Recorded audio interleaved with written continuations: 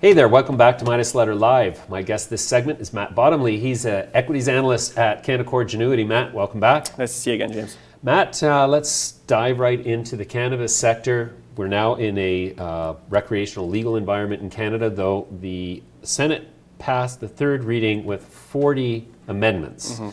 Do those 40 amendments mean that we are actually not quite into the legal cannabis or the recreational cannabis era yet? Yeah, technically we're not, but I think this is more procedural or logistical. So basically what's going to happen, and I believe part of this has already occurred, those 40 amendments go back down to the House. The House has their say on them. I believe they okayed 26 of them. It then goes back up to the Senate for royal assent. If the Senate wishes to, kick dirt up on any of the 14 or so that they didn't pass, it could go a bit back and forth between the Senate and the House. But my understanding is it's going to be, a matter of weeks before this is officially legal.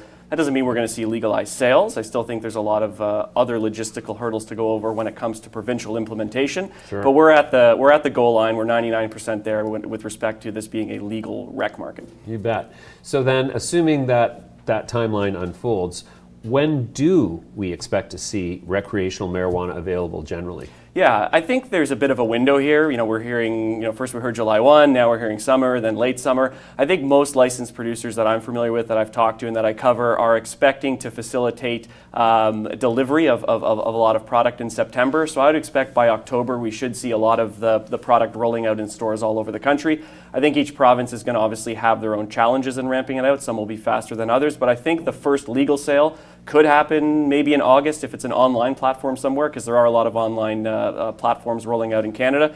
But I think that when we're talking about the legal market being fully ramped up, it's years away. In terms of it being generally available, I would say October. Okay. Do you think that the valuations currently in the marketplace among the large caps, are they being negatively or positively impacted? It looks like the index is more or less in its sort of a drift pattern. Mm-hmm. Well, I think what we saw leading up to the legislation or the vote on June 7th was a lot of the valuations running up to that date. I don't have the specifics here with me, but I think it was something like 4 or 5 sessions in a row we saw, maybe 4 or 5% day over day for a lot of the names. And then we saw maybe it trade off a little bit the day after, and now you're right, it's been a little bit in flux, but generally at the current levels. I think over the next little while there's going to be some positive catalysts. We're still waiting on British Columbia, Alberta, and Ontario to announce who the winners of the tender process and potentially pricing. I personally think Shoppers Drug Mart is going to announce something soon. I know they're gearing up to be an online distributor of the medical cannabis. So I think there's a lot of positive catalysts to come. I think the larger players are fairly valued in many cases. Some cases I think it's a bit lofty, but it's really hard, as we've talked before in the past, of where to apply the fundamentals, because I think if you're just trying to take the domestic fundamentals that come out of Canada, it's very hard to support a lot of valuations. But when you look at some of the larger companies in the space, the Canopies, et cetera, a lot of the larger cap names, they have a lot of fish hooks in the water in international markets, and it's very difficult to guess which markets are going to roll out and when, and what the pricing might be, and what competition will be internationally. So I don't think the larger cap names are necessarily overvalued right now, but I think you have to keep a discerning eye. And I do think that there's going to be challenges in rolling out this market province by province. I don't think we're going to have a lot of estimates, mine included, say the regulated market closer to maturity is 10 billion. Mm-hmm. That's not happening anytime soon. You need enough storefronts, you need online platforms, you need capacity expansion. So it's going to take a while before that happens, and I would be cautious about valuations sort of in the back end of this year, early 2019. Okay, so we're going to avoid a conversation about most of the large cap companies that you cover at this point, because there's too much going on for you to be able to talk about them comfortably. That's true. We're research restricted on a number of them. It wouldn't be a fair conversation. Okay. But well, let's talk about some of the more recent ones that have gone public. Mm-hmm. The one that you just told me about that I hadn't actually heard of before was Greenthumb Industries. Mm-hmm. What's the story with them? Well, Greenthumb Industries is a very interesting story. My favorite company in the space historically that I cover and currently is Analyst Capital Holding, and that's a company that has exposure to a lot of blue chip states. So Greenthumb is very similar. They just recently got some exposure in Florida. They're in a lot of states in the Northeast. So really what that is a lot of bigger players are coming to market now that are able to raise capital in Canada and potentially become consolidators in the U.S. space. And that's something that historically has been a huge challenge. Most states, particularly California, which is the largest market in the U.S., are incredibly disaggregated. So we're seeing a lot of companies come to market now. Greenthumb is another example of one. MPX is another one I've mentioned that really are going to have strong balance sheets, ability to raise capital, and they're going to be picking up what I think are blue chip licenses in states where they're risk mitigated because there's, maybe not license caps, but certainly there's visibility on how much licensing is going to happen, as opposed to Canada, which only has 35 million people. It's not as vertically integrated as the US because the governments are getting involved on the retail side, and there's not as much competition in terms of the number of, publicly listed companies on the US. That's changing. I think we're going to see a lot of interesting stories come to market in the second half of this year, and Greenthumb is just the most recent one. Mm-hmm. Okay, so who's behind Greenthumb? Is it anybody from the industry that we'd recognize? Well, I don't know. There's so many different people in this space. They definitely are experienced over the years. A lot of these companies stayed private for some time, but yeah, I'm not sure if you know them directly, but it is a good operating team that has exposure in many different states. Okay, well, let's talk about another U.S. consolidator that's come to market recently. MedMen, trading on the Canadian Securities Exchange under the symbol MMEN. What can you tell me about MedMen? So MedMen's an interesting story. It probably has some of the most exposure right now with respect to all of these names that are in the pipeline that are U.S. operators but Canadian listed. So a lot of the companies I just mentioned are companies that have vertically integrated licenses, and MedMen has that as well, but they probably have the biggest retail presence right now in the U.S., particularly in Los Angeles and other areas of California. So they've probably done the best job from what I've seen in terms of operators that are able to get, I say blue chip licenses. These would be double blue chip real estate in terms of, having sites in West Hollywood, having sites on Manhattan. Right now in New York State, for example, there's only, I think, 2 licenses in terms of dispensaries that are on Manhattan, and MedMen has one of them. They recently entered Florida. They're planning on getting a South Beach location there. So they really are, I think, a leader right now in terms of the pole positioning as to who has the best brand when it comes to the retail dispensary model in the U.S. The question is, where's the best part of the value chain to be? Is it to have the cultivation, production, and retail like MedMen has? Is it to be maybe a distributor in California like a company like Canna Royalty is? So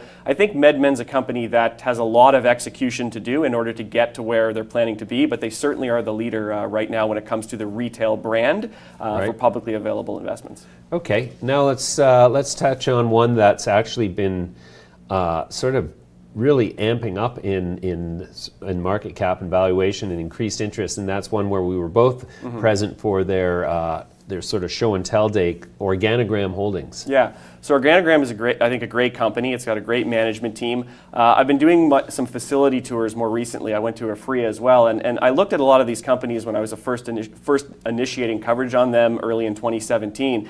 And what I saw at Afria, what I saw at Organigram, it's night and day. I mean, just the level of capacity that's been expanded, the level of automation that we've seen, the number of grow rooms, which I know you saw as well. So Organigram is definitely one of the leaders in the Canadian industry. When we're talking about 107 licenses, maybe 30 or 40 operating companies, they're certainly a top 10 name when it comes to all the metrics of infrastructure, geographic reach, cost of production. And I think that relatively speaking, it's a very cheap stock compared to some of the larger cap names that have much higher relative multiples. So very impressed with their ad. I don't know if this is, I got to be careful here because I'm sort of speaking off the hip here, but I do think Organigram might have a top 5 facility in terms of how large it is today. There's a lot of competition in this space, don't get me wrong, but Organigram is certainly, since Greg Engel's come on, has been executing very, very, very well, and it's a name I'm very favorable on. Great. I was impressed as well.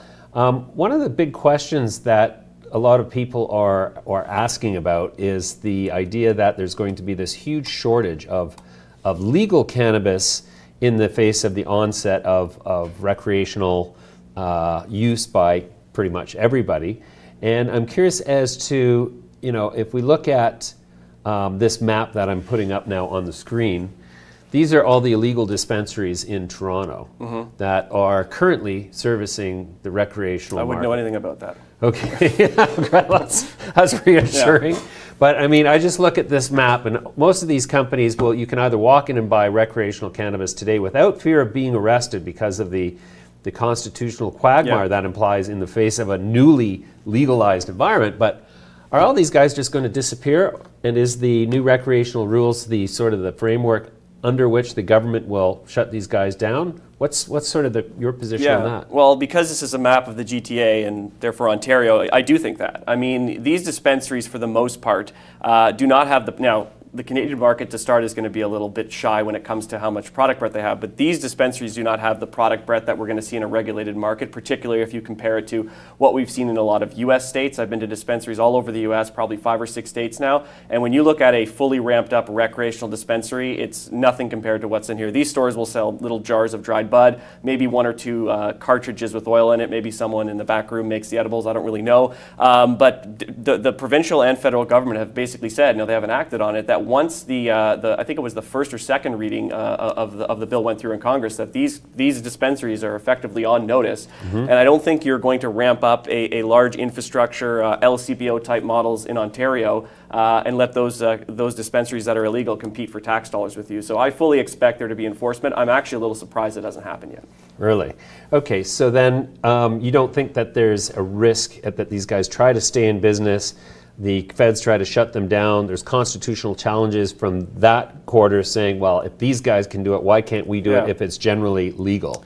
I think it's certainly a risk, but I think the provinces, at least I would hope, are aware of this risk, and they should be pricing the product accordingly in the retail stores to ensure that they're not competing on price with these illicit organizations. I think that if price is not a consideration, and if, and this is a big if, Ontario is able to get their 40 stores to start and then up to their 150, and they have brick and mortar access where it's not inconvenient to find a legalized store, I would think, price being the same, you're going to want to buy something that's regulated. There's no fentanyl or pesticides or any other garbage in your product. And again, it's in a regulated environment you can be comfortable with. So I absolutely think the illicit market's going to be here for a very, very long time. I don't think it's going away in the next handful of years, let alone next year. But certainly the regulated market should start chipping away at it almost immediately, assuming that the provinces roll this out in an effective and responsible way. Right. All right, Matt, that's fascinating and enlightening as usual. Thank you very much for joining me today. We'll come back to you again in due course. Thank you. All right, stay with me.